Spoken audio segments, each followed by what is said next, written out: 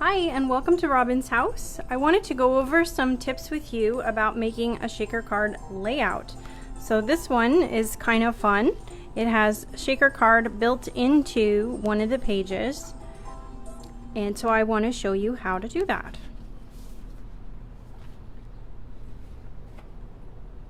So the first thing you get, I kind of want to show you as if you were going to make it yourself. There is also a kit about this, but you can make it with any paper. So one of the first things that I did was I took 2 pieces of sapphire paper and I cut with the thin cut stars. I cut three stars, and I did them so they were identical, one right on top of another. And that's when you take this other sheet. So one of these is going to be the bottom layer and one of them is going to be the top, and I will show you later why I found that to be important. So when you're building your layout, you're gonna put the white layer down first, and then you're gonna need to put down so this is, getting the base pieces down. Now when I'm doing a layout like this, I will measure at the top. So these are 2 inches each, and that means that I have room to do 1 inch at the top and 1 inch at the bottom, and then 2 inches for everything else. So I will measure this first one and put it at the 1 inch mark, and then I can safely glue that down. But then I will take one of my other ones and I will use that as a spacer so that I know I have 2 inches there, and then I can glue this one down. And then you can always take a spacer from the other page so that you can remove this one and put that one down, and then you're all spaced together. And of course, before you do that, you'll want to do your stitching. You can do it after also, but it's a little easier to control if you do your stitching before you glue it down. So then, now that you have the basics down, I wanted to show you some of the tricks behind the stars. So on one of the sheets, the one that you are going to do your stitches on, so on my sample, I stitched around the edges of the blue, the sapphire, and I stitched around the edges of the stars. And again, it's easier to stitch before you glue things down, because otherwise you're moving the paper all over the place and it's got a 12-inch layout attached. So we'll pretend that this is all stitched.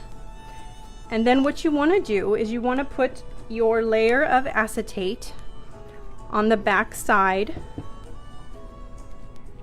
of one of the papers, the one that you did the stitching on. And so you lay it down on there and see how big it is, but really, just like in everything else, you take your liquid glass. So I would do the outer edges of your acetate,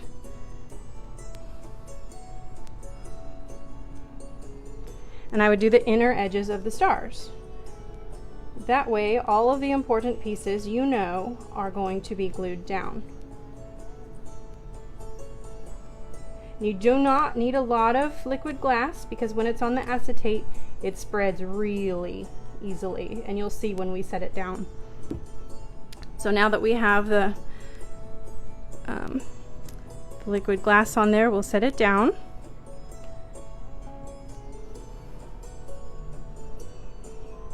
And you can, if you can't see, I'll lift it up.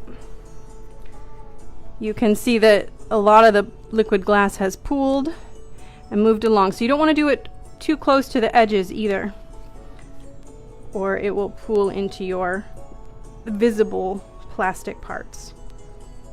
So we're going to put this aside to dry. Now the other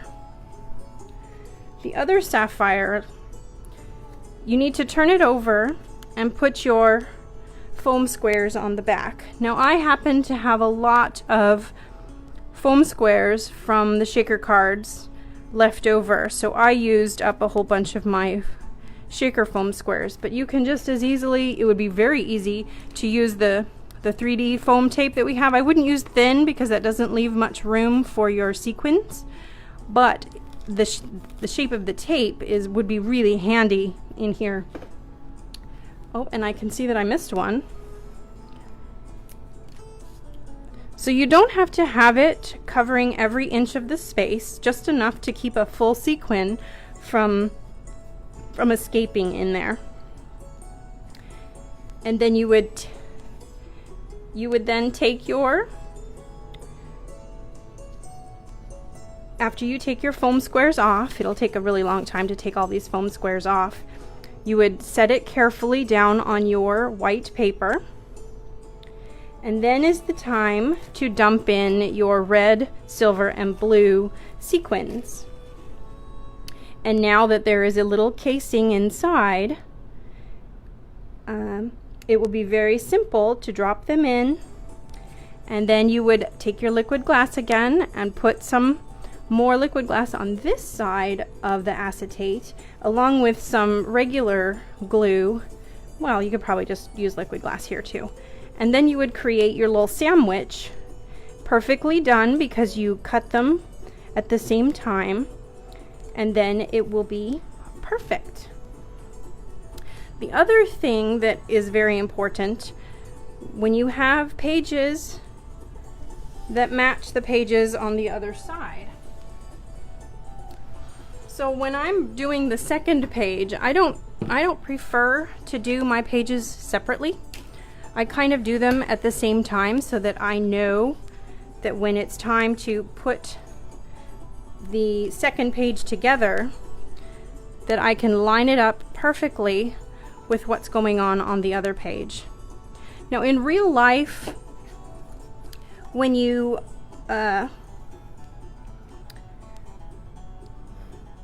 put your layouts into an album, of course there's that gutter in the middle, and so that obviously, if your pages are a little off, it takes that away, but I still like to have my pages match when I do it. So if you finish your first page, make sure that you butt up your second page so that you can match things along.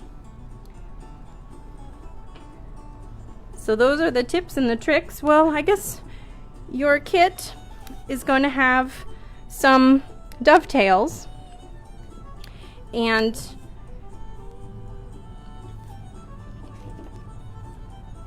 so this one is about 1 inch in. So I would go up maybe a 1/2 inch, maybe a 1/4 inch, depends on how deep you like your dovetails. And then snip from each corner so that it's as even as possible. And there you have your dovetail. And again, put your stitching on there before you glue it down and it'll be a lot easier. So this one is about 1.5 inches in. Snip it in.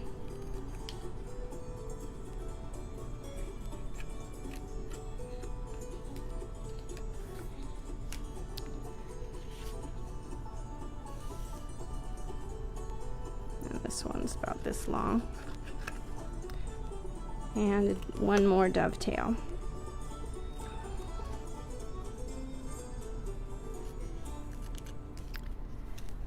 And so that is how you make your very own 4th of July layout. And then of course you need to sprinkle some of those extra silver sequins around. I used glue dots, but you could use liquid glass for that if you chose. So I hope you have a very happy day, and thank you for coming to Robin's house for this quick tutorial on shaker cards for your layouts. Have a great day. Happy crafting.